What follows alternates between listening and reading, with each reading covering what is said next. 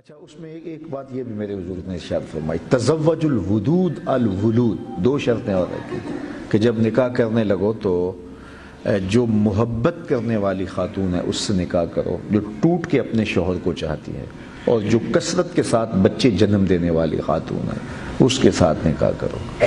اب یہ کیسے پتہ چلے گا کہ وہ کثرت کے ساتھ بچے جنم دیتی ہے اور وہ ٹوٹ کے محبت اپنے شوہر کو کرتی ہے؟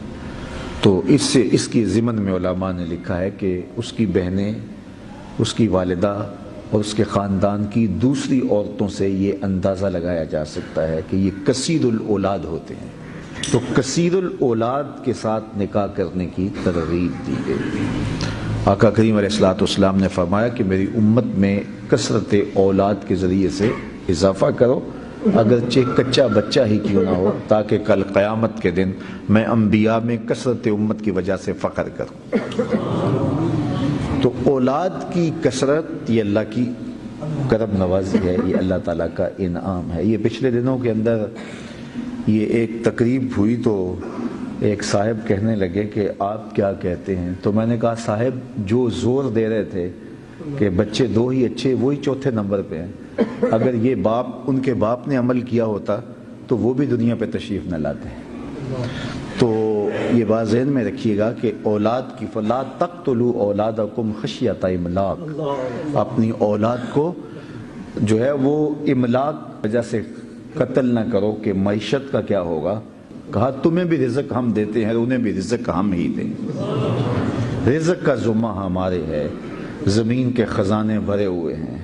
ہم جب چھوٹے ہوتے تھے تو کتنی گندم ہوتی تھی ایک کھیت سے، اور آج جو ہے وہ زمین اپنے خزانے اگل رہی ہے۔ تو کہا یہ رزق ہمارے ذمہ کرم پہ ہے۔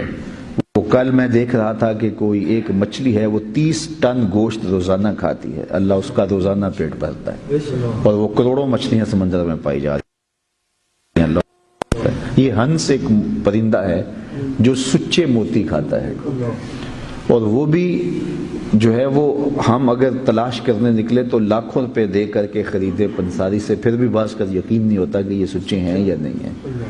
اور وہ روزانہ کھاتا ہے، صبح و شام دوپہر کھاتا ہے، پیٹ بھر کے کھاتا ہے، اور دنیا کے اوپر لاکھوں کروڑوں وہ جانور پائے جاتے ہیں اور سچے موتیوں کے علاوہ کچھ نہیں کھاتے، اللہ روز انہیں عطا کرتا ہے۔ تو یہ اللہ تعالیٰ کی مرضی ہے۔ یہ شیر صبح کا ناشتہ پورے حرم کا کرتا ہے۔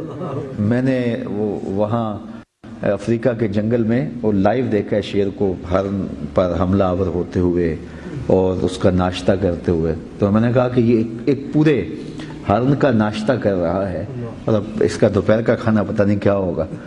تو اب ہزاروں شیر وہاں گھوم رہے ہیں اور ان کو روزانہ اتنی غذا چاہیے۔ ہاتھی کو کتنی غذا چاہیے یار، جو ہاتھیوں کو دیتا ہے، جو شیروں کو دیتا ہے، جو پتھر میں چھپے ہوئے کیڑوں کو بھی رزق باہم پہنچاتا ہے، تو کیا میرے بچے بھوکے مر جائیں گے؟ مجھے تو اللہ پر توکل ہے کہ وہ رازق ہے، وہ مرنے نہیں دے گا، تو میں اس پہ یقین کامل کر لوں۔ تو بات یہ ہے، تزوج الودود الولود، دو چیزیں ارشاد فرمائی، کثرت سے جنم دینے والی خواتین سے نکاح کرو، اور جو محبت ٹوٹ کے کرنے والی ہو، چونکہ یہ ازدواجی رشتہ محبت پہ قائم ہوتا ہے۔